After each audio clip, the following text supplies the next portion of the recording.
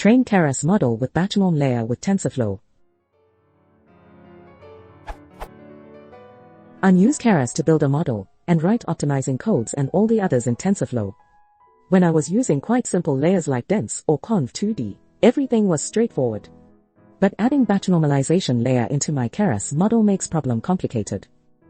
Since batch-normalization layer behaves differently in training phase and testing phase, I figured out that I need k.learning_phase true in my feed_dict. But following code is not working well. It runs with no error, but the model's performance isn't getting any better.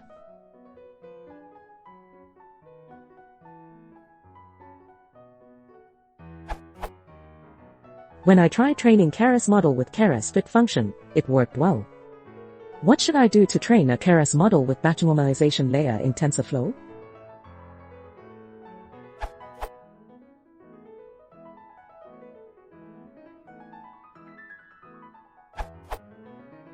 Actually, I duplicated this question that I hadn't seen.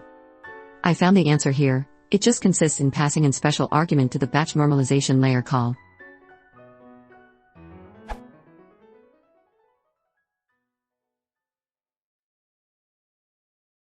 If you want to support the channel, please consider subscribing.